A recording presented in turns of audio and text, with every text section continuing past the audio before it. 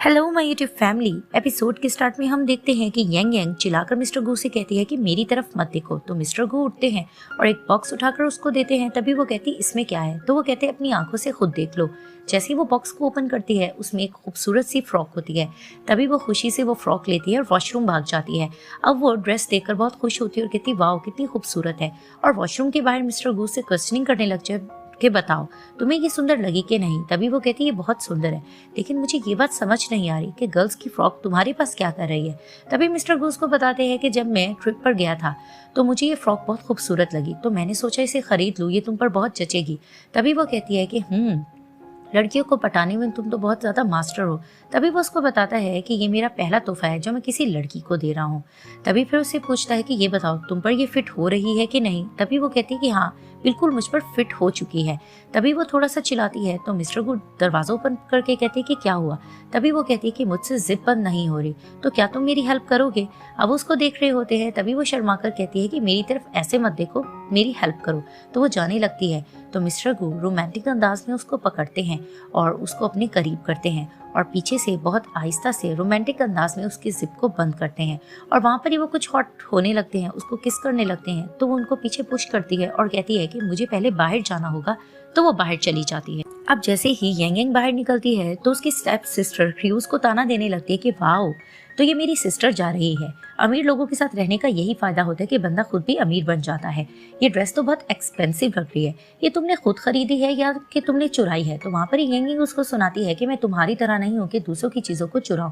तो वहाँ पर ही क्रूज को धक्का देती है तो मिस्टर शेन आते हैं और यांग यांग को बचाते हैं। तो जैसे यांग यांग मिस्टर शेन को देखती है तो उनका थैंक्स करती है और कहती है कि आप तो मिस्टर शेन उसको कहते तुम मुझे शेन कह सकती हो। तो वहाँ पर ही क्रू कहने लग जाती है कि मुझे यकीन नहीं आ रहा कि ये मेरी बहन है।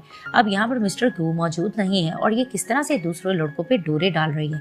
तो वहाँ पर ये यांग यांग उसको खामोश करवाती है कि तुम कुछ ज्यादा बोल रही हो और मिस्टर शेन का थैंक्स करती है कि आज आपने मेरी जान बचाई।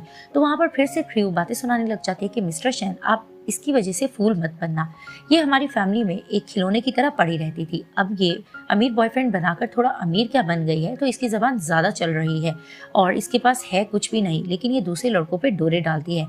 तो वहाँ पर ही यांग यांग को गुस्सा आता है और वो क्रू को जोर से थप्पड़ मारकर कहती है कि तुम कुछ ज़्यादा बोल रहे हो और लिमिट क्रॉस कर गई हो। तो वहाँ पर ही क्रू को गुस्सा आता है और वो कहती है कि तुमने मेरे पे हाथ क्यों उठाया। अब वो यांग यांग को मारने लग रही होती है तो मिस्टर शेन भी इनको मना करते हैं और पीछे से मिस्टर गू आकर कहते हैं कि इतनी खूबसूरत लड़की को आखिर तुमने कैसे हाथ उठाया। तो जैसे ही क्रू पीछे मिस्टर गू को देखती है तो नाटक करके कहती है कि नहीं नहीं, मैं तो जस्ट अपनी सिस्टर से मजाक कर रही थी, मैंने कब उसको मारा है। तो मिस्टर गू उसको इग्नोर करके जाते हैं यांग यांग के पास और उसको कहते हैं कि तुम इतनी खूबसूरत नजर आ रही हो, इस तरह से पीछे छुपकर क्यों खड़ी हुई हो। तो वहाँ पर फिर से क्रू जेलस होती है और मिस्टर गू से बात करना चाह रही होती है, लेकिन वो उसकी बात को कट करके कहते हैं कि आज के बाद तुम यांग यांग को इस तरह से सताओगी नहीं और ना ही उसके बारे में बुला भला कहोगी। अब वो उसको सुनाकर वहाँ से चले जाते हैं और क्रू पीछे से मुंह बनाने लगती है। अब मिस्टर गू यांग यांग को लेके जाते हैं तो वहाँ पर ही यांग यांग कहती है कि तुम कहाँ जा रहे हो। तभी वो कहते हैं कि मैं अपनी प्यारी सी वाइफ को उसके घर छोड़ने जा रहा हूँ। तभी वो कहती है कि लेकिन तुम्हारी तो ब्लाइंड डेट चल रही है, तो तुम यहाँ क्या कर रहे हो। तभी वो कहते हैं कि ऐसा ठीक नहीं रहेगा कि हम जाकर अनाउंस कर दें कि हमारी शादी हो गई है। तो वहाँ यांग यांग मना कर देती है। तो मिस्टर गू कहते हैं क्या तुम्हें अच्छा लगेगा कि मैं पार्टी में जाऊँ और इन गर्ल्स के साथ डील करूँ। तो वो कहती है कि नहीं। तभी फिर मिस्टर गू कहते हैं खैर पार्टी जैसी भी चल रही हो, मेरे लिए सबसे इम्पोर्टेंट तुम हो जो कि मेरी वाइफ हो। तभी फिर वो मुस्कुराकर कहती है सो टची। तभी फिर वो कहते हैं कि तुम्हें अच्छा लगा है ना, तो ऐसा करो कि मुझे किस करो। अब उसे मस्ती करते हैं तो ये भी मस्ती में उनको मारती है। तभी फिर वो जाने लगती है तो मिस्टर गूस को कहते हैं ये बताओ कि तुम वापस मेरे घर जाकर क्या करोगी। तो फिर वो कहती है ये तो डिपेंड करता है कि मैंने क्या करना है, और वो वहाँ से चली जाती है। सीन शिफ्ट होता है। यांग यांग जैसे ऑफिस एंटर करती है तो क्रू वहाँ पर नाटक करके रो रही होती है। तो यांग यांग उसे देखकर कहती है तुम यहाँ क्या कर रही हो। तो क्रू एक्टिंग करने लग जाती है कि मुझे हुटेन कहीं नहीं मिल रहा, तो प्लीज सिस्टर मेरी हेल्प करो, मुझे हुटेन वापस लौटा दो।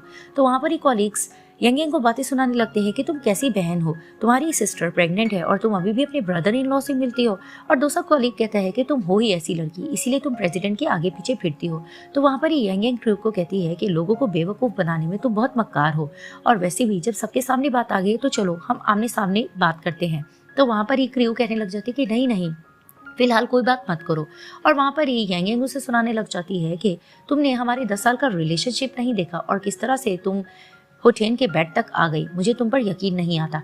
तो वहाँ पर ही ये शर्मिंदा हो रही होती है क्रू और बहाना करती है कि सब यहाँ पर काम कर रहे हैं, हमें इनका टाइम वेस्ट नहीं करना चाहिए, हमें बाहर जाकर बात करना चाहिए। तो वहाँ पर ही यंग यंग कहती है कि मेरा दिमाग मत खाओ और वो बाहर चली जाती है।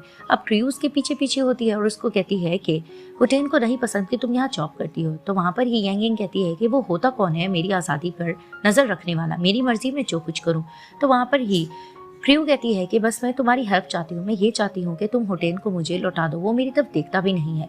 तो वहाँ पर ही यंग यंग कहती है कि मेरे पास ऐसे स्किल्स नहीं है, स्किल्स तो तुम्हारे पास है, तभी तो तुम प्रेग्नेंट हुई हो। तो जैसे ही क्रू देखती है कि पीछे से होटेन आ रहा है तो वो एक्टिंग करने लग जाती है कि मैं तो बस ये चाहती हूँ कि तुम और होटेन एक हो जाओ। और वहाँ पर ही वो जानबूझ के यंग यंग का हाथ पकड़ लेती है और एक्टिंग करके कहती है कि प्लीज़ मेरे बच्चे को मत मारो, मेरे साथ सिस्टर ऐसा मत करो, और खुद ही धक्का देकर गिर जाती है। तो वहाँ पर ही जैसे होटेन पीछे से आता है तो वो आकर कहता है क्रू क्या हुआ। तो क्रू कहती है मुझे बहुत दर्द हो रहा है। तो क्रू यंग यंग को देखकर कहते हैं कि ये तुमने क्या किया। तो वहाँ पर ही वो कहती है मैंने ऐसा नहीं किया। तो वहाँ पर ही क्रू चिल्लाने लग जाती है कि तुमने हमारे बच्चे को मार दिया है, क्योंकि उसके ब्लड भी आ रहा होता है। तो होटेन उसको हॉस्पिटल ले जाता है। वहाँ पर ही दिखाते हैं कि मिस्टर गू आते हैं और कहते हैं कि क्या हुआ। तभी वो कहती है कि मैंने ऐसा कुछ भी नहीं किया, उसने जानबूझ के खुद अपने आप को धक्का दिया था। तो मिस्टर गू कहते हैं कि मुझे पता है कि इन सब में तुम्हारा कसूर नहीं है। तो वहाँ पर ही यंग कहती है खैर मुझे अपनी सिस्टर को देखने के लिए जाना होगा। तो वो वहाँ चली जाती है। अब जैसे ही यंग यंग हॉस्पिटल एंटर करती है तो वो सुनती है कि डॉक्टर अनाउंस कर देते हैं कि सॉरी हम आपके बच्चे की जान नहीं बचा पाए, तो हमने अपनी बहुत कोशिश की थी। वहाँ पर ही होटेन को क्रू हक करके रोने लग जाती है और जैसे ही यंग यंग रूम में एंटर करती है तो उसकी सिस्टर उस पर पिलो फेंक कर डांटने लग जाती है कि तुम ऐसा कैसे कर सकती हो, तुमने हमारी बच्चे की जान आखिर क्यों ली। तो वहाँ पर उसकी स्टेप मदर भी उसको डांटने लग जाती है कि तुम इतनी जालिम कैसे हो सकती हो, इन दोनों ने तुमसे माफ़ी भी मांगी थी और तुमने इनको माफ़ नहीं किया और तुमने इनके बच्चे से बदला लिया, तुम ये कैसे कर सकती हो। तभी फिर यंग यंग उनको यकीन दिलाती है कि मैंने ये सब कुछ नहीं किया, जो कुछ भी किया क्रू ने जानबूझ के किया है। तो उसकी स्टेप मदर उसको डांट कर कहती है कि बस कर दो, होटेन ने सब कुछ अपनी आंखों से देखा है, फिर भी तुम झूठ बोल रही हो। तो वहाँ पर ही क्रू होटेन से कहती है कि तुम इसको कुछ कहते क्यों नहीं हो, इसने हमारे बच्चे की जान ली है। तो होटेन यंग यंग से कहने लग जाता है कि मुझे यकीन नहीं आ रहा कि तुमने इतना सब कुछ कर दिया, अब से हमारे रास्ते जुदा हैं और मैं तुमसे प्यार बिल्कुल नहीं करता। तो वहाँ पर ही क्रू की मदर कहने लग जाती है कि होटेन अब बच्चा दुनिया में नहीं रहा तो तुमने क्रू के बारे में क्या सोचा है, तो तुम इन चीज़ों को डिनाई तो नहीं कर सकते। तो वहाँ पर ही होटेन भी अनाउंस कर देता है कि मैं क्रू से शादी करूंगा। तो वहाँ पर ही क्रू खुश हो जाती है और होटेन को हक करती है और उसकी स्टेप मदर भी खुश हो जाती है। अब ये सब कुछ देखकर यंग यंग का दिल टूट जाता है। जैसे वो बाहर निकलती है तो मिस्टर गूस को कहते हैं कि क्या हुआ। तभी वो उसके पास आकर कहती है कि इतना मुझे पता चल गया है कि मेरा कोई घर नहीं था। तो मिस्टर गूस को कहते हैं कि तुम परेशान मत हो, मैं तुम्हारे साथ हूँ ना, और मैं ही तुम्हारा घर हूँ, मैं ही तुम्हारा सब कुछ हूँ। वहीं वो उसको हक करते हैं और ये पार्ट यहाँ ही एंड हो जाता है।